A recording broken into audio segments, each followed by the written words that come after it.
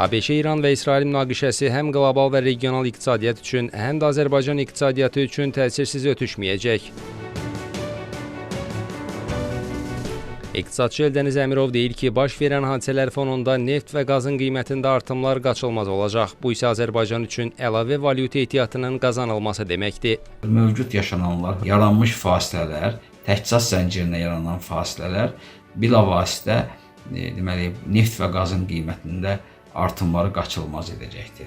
Və bu qısa müddətli dövr ərzində Azərbaycan kimi ölkələrə əlavə valyuta daxil olmalarının artmasına, deməli, ölkənin valyuta ehtiyatlarının yüksəlməsinə, deməli, büdcə gəlirlərinin daha üst səviyyədə formalaşmasına xidmət etmiş olur. Ekspertlər bildirir ki, münaqişənin yaratdığı logistik risklər ithal mallarının maya dəyərini yüksəldir. Xüsusilə Asiya ölkələrindən gətirilən texnika və nəqliyyat vasitələrinin bahalaşması gözləniləndi. Digər tərəfdən qlobal birjalar bu gərginliyə sabahdan kəskin reaksiya verməyə hazırlaşır. Bu münaqişənin tam qısa müddətdə dayanmasını da gözləmək doğru deyildir.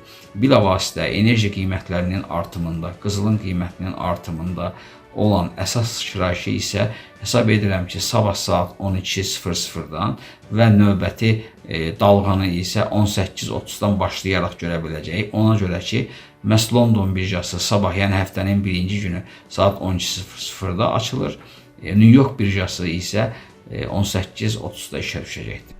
Ekspert bildirib ki, Azərbaycan üçün bu bir tərəfdən artan büdcə gəlirləri, digər tərəfdən isə ithal inflyasiyası deməkdir. Kənan Qafar, Xəzər xəbər.